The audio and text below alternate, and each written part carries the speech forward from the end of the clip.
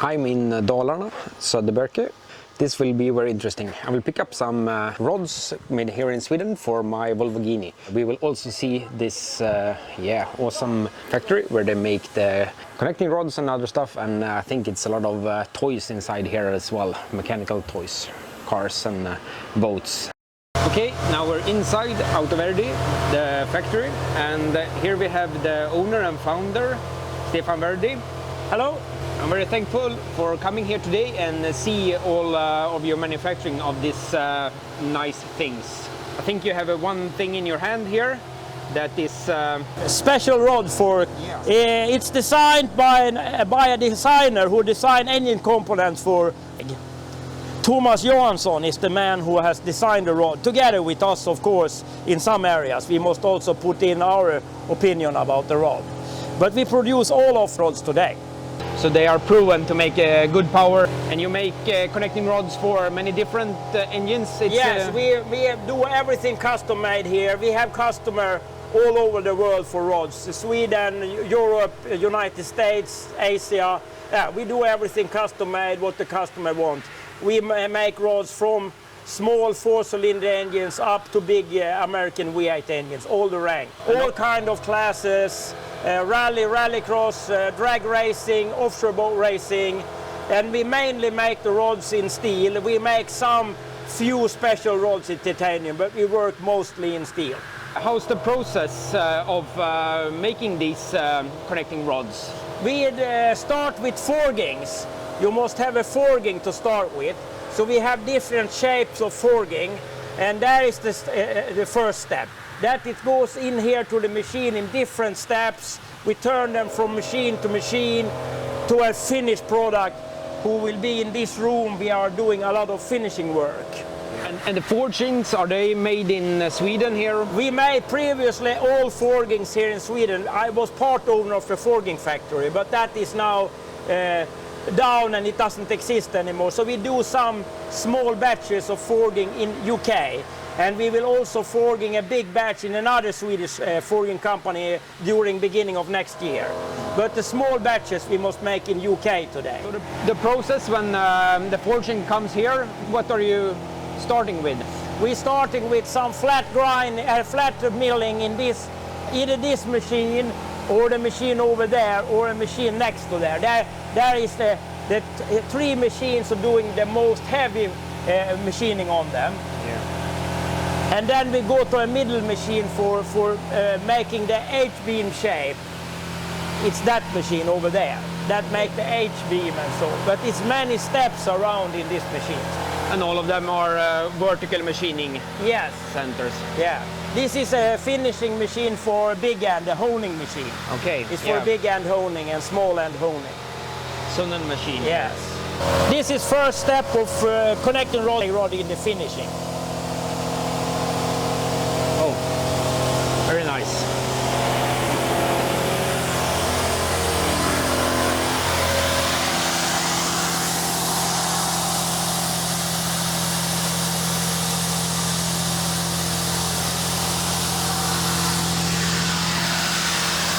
Big machine with, I think... program running. Yeah, program running. Yes. And most of your machine have the Fanuc controls? Yeah, we mostly have Fanuc. We have some other system as well, but Fanuc is a worldwide known, very easy system, very easy to get service on and find spare parts. Yeah. We can go over and see some forgings here. Yep. Here is a little bit different of forgings. We have forgings here and half-finished product. This rods will be the Formula 1 Mercury boat engine connector for the two-stroke Mercury Formula 1 engine. Yeah, okay, for the V6s there. For the V6s, yes. Awesome sound from them. How much do they rev? 9,600. 9,600, yeah. This sounds really good on the when they're on the water. Yeah, here is a lot of more forgings. Ready to go into the machines. Yeah. The latest machine we bought here is a very accurate machine. for machining the connecting rods. A very high-end precision machine. Yeah, Kitamura from Japan. Yes. Yes, looking nice. And it's, you call it bridge style? Yeah, bridge style machine. Yeah. It's a construction is like a bridge. And here you can put All rods in. connecting rods go on the fixtures here. You're moving them around here and they do a lot of work. So you can machine them in all different phases. Yes. Here you can put a rod as well. Yes, So, machining the holes for the bolts. okay, holes, and you machine the threads as well in this machine? Yeah. Yep. And in this machine? We're making all the fixtures and forging tools. This will be a forging die. Okay. I have not cut out the form yet, but we will doing that. Okay. This is for a forging. It's for press forging. Aha, okay. And also you told me that most of the machines here, you are working on them yourself and have renovated them. Yeah, some of the machines here we bought very cheap. We are redone them ourselves. We are repainting, fix something in the computer and just tune them up. So this machine is quite old, but it's in a very good shape after we have redone it. Yeah. We have several machines here that look like new, but we have redone it. Okay, yeah, so you're changing the circuit boards and you're interested in the machines as well, not just the finished product. The machines is interesting. Yeah. Here we have an inner grinder. We can grinding the big end here. Okay. This machine we have totally redone. It's made in Spain, Dyno. And we have totally redone the machine. It's like new. All bearings new, all new paint, all guideways is re-scrapped and finished. Okay, yeah, looking really good. Looks like a almost new machine. Yeah. And here you have the spindle. It can turn up to 30,000 RPM. Okay, 30,000. We turn it around, in that diameter we'll run around 17,000 in that diameter of the grinding wheel. Okay, very nice. And also here you have another grinder. Yeah, flat grinding. Flat grinder, yeah. That we do a lot of work on the rods, flat grinding them to the right dimension in the wide of the rod and some other grinding operation on the rod we do in this machine. Okay, yeah. Yeah, we have quite big machines. I like the big size, it's more stable. We have a lot of long strokes in the axis, which can do a big fixture system. I'm more like bigger and heavier machine than smaller for what we're doing. The material is so hard, so it's tearing very hard on the machine spindles and so. So we're running 50 tapper machine, heavy machines, just to can run them very safely many years. And some other small random machines I've seen, also some lathe and some small hand machines. Also here is a tumbler for the connecting rods. They're tumbled overnight. Here is more the finishing part of the company. We have a shot peening machine here for making the surface, shot peening. And we have cleaning equipment and smaller machines for finishing work, like arboring and other. That's also a honing machine. Honing machine, salmon honing machine. We have a very nice flat grinder here as well. Okay. Okay, so here you can put four rods or 4 caps. Okay. And we are grinding the surface between the rod and the cap. We're flat grinding here for best surface. Yeah. High tuned turbo, high boost Mercedes. Okay. 5 and 6 cylinders. Yeah.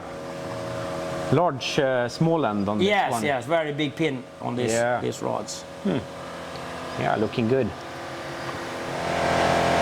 And here we have 2 more, a little bit smaller. Yeah, machines. Here we are boring before finishing honing, big and small end. Oh, okay.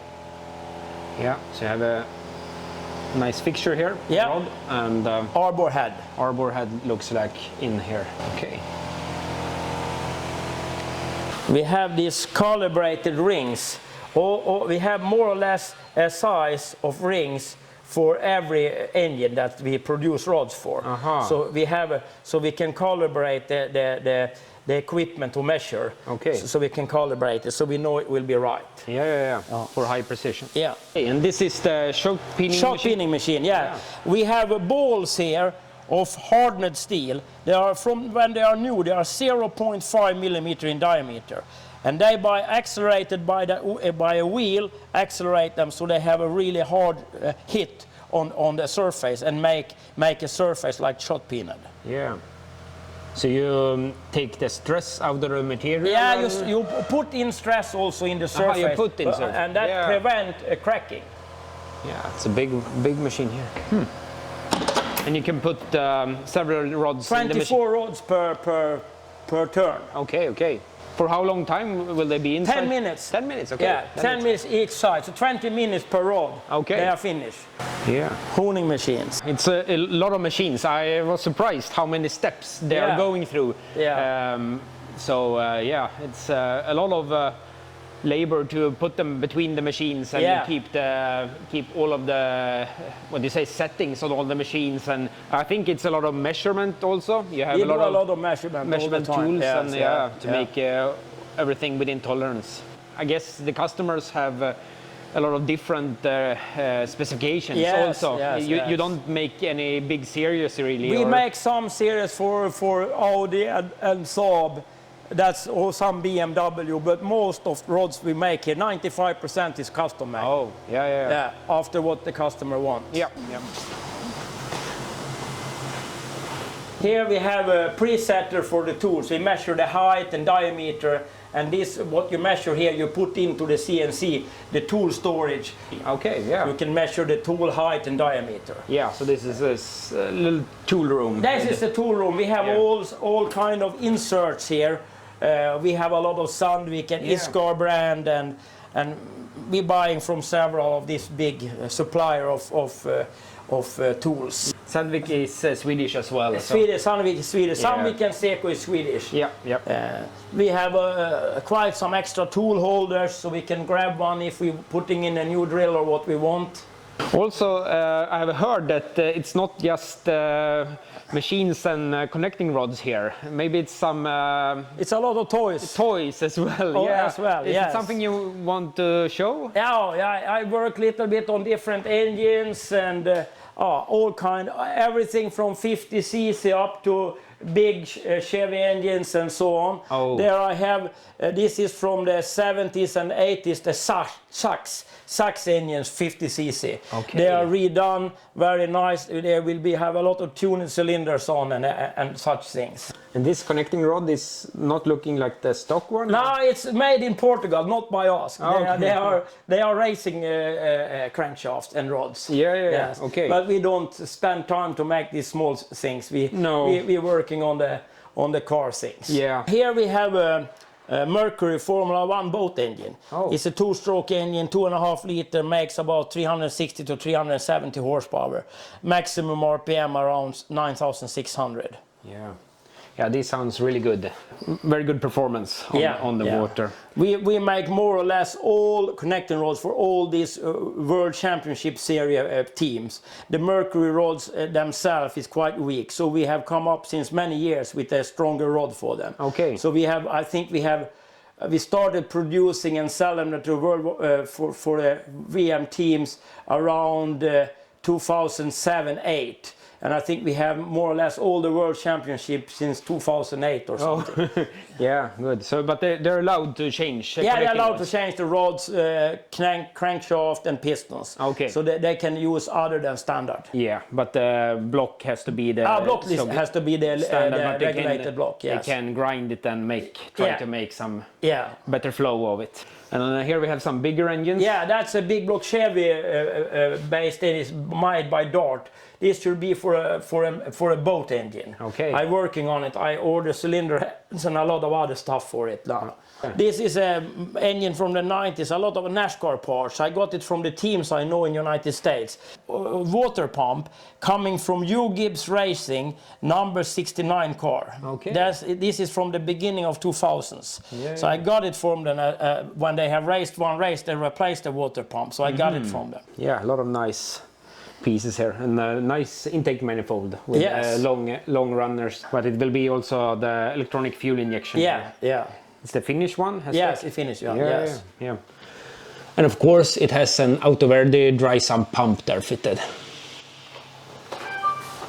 Here is more in the toy room. Toy room, the big toys. Oh. Yeah. Yes. It looks like a Formula 1 boat here. Yes, that's a Formula 1 two-seater boat. Yeah. The race team has this as an event boat. They take their sponsors or other in it for a ride. And only 12 made in the world of carbon fiber, these two-seater boats. You cannot race with it. It's not legal to race. Yeah. But you can run it for fun. Yeah, that's good if you want to bring some company. Okay, so the whole body is carbon fiber. The whole body is carbon fiber, filled up with fuel, 475 kilo, complete with engine and fuel. And yeah, you have the V6 Mercury here. Yeah, the whole engine itself is 125 kilo, complete with the rig and everything. Yeah, looking really fresh. How often do you go out with this boat? Back in time it was many times per year, but now it's a little bit more seldom. I'm very busy with the company. Yeah. It's ready to run. You can just turn the key on it. Yeah. But is it difficult to not so, drive but it, you or? need to know how to drive it and how it should fly. I mean, it's not like an everyday boat. You must know what you're doing when you sit in it. How many knots? Around 108, 112 knots. Oh, yeah. So over 100 knots. You can turn 90 degree in 200 kilometers per hour. It's no problem. Yeah, that's nice. And behind here is something a lot bigger, actually. Yeah, that's a hydroplane made by Ron Jones in Seattle, United States, but assembled in New Zealand in the 1991. They assembled it in New Zealand and raced it in New Zealand for many years, and also took a world record with it. So it has running 179 miles per hour, which is 288 kilometers per hour. And that record it still holds. 179 on water. Yeah, that must be crazy. Yeah. We have the interior there. Yeah. It's a carbon fiber steering wheel as well. Yeah. And we have the gauges there. Autometer. Yeah. Gauges. Can keep control of the RPM and GPS speed? Yeah, GPS speed and then oil pressure. Yeah, the important one. We have the air intake here. Yeah, that's a blown engine who should be in such boat. So it's I won't use a screw type supercharger. Okay. Yeah, so it can produce. You need at least 1800 horsepower in this, and quite good RPM. So around 1800 horsepower and 8500 RPM would be very good. Okay. Then it makes a lot of speed. When they took the world record, they could only rev 7600. Then it was exploding. So it was a very, very tough thing to make that speed in 1993. The world record was set 1993. And at that time, it was very hard to get an engine stable enough to do that. Okay, but today maybe with the modern components is no problem. Yeah, will you use fuel injection electronic? I will use electronic fuel. It's a methanol engine with the supercharger. It's a rudder. It's the rudder. Yeah, it's made of stainless. Yeah, as well as the propeller and the drive shafts and everything. The trailer here is hydraulic, made in New Zealand, constructed by the man who built the boat at the first step. Okay. So they constructed the trailer there and made it. So you can tilt it up 60 degree like this. Yeah, for transportation. Yeah. Very cool. And these hold the boat. If you don't have that, you cannot run such boat. The rudder back and this skid, it's called skid, that one. That skid, it's very, very important. That keeping the boat inside, in sideway. And when you're turning that skid fin, it turns up an enormous rooster tail. It can be 15, 20 meter high, a rooster tail of water up. And then maybe we have another room here? Yes. Your dyno room, that must be. Dyno room, yeah. Everybody must have a dyno room.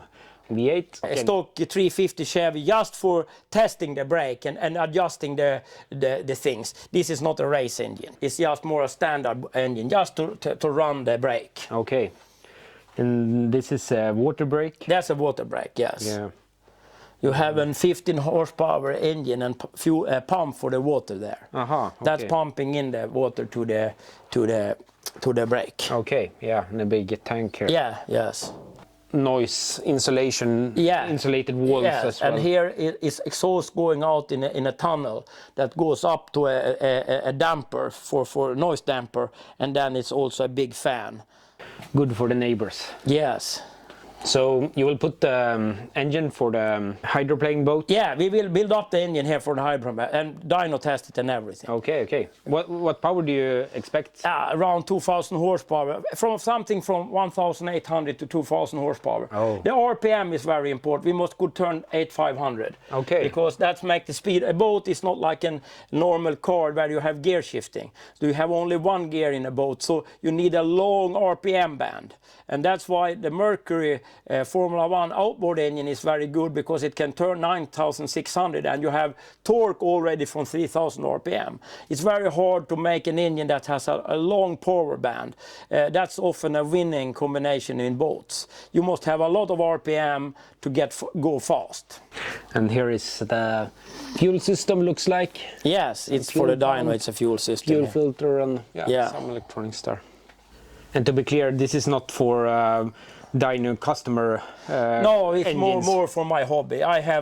We produce connecting rods here. That's our focus. Everything else is hobby things. And it's always good to have experience from dyno testing. Yeah, from dyno testing, course, and if you want have any idea for something, you can test it here and before it goes to a customer maybe. Yeah. Maybe we have the control room here. Yeah, we have. Dyno.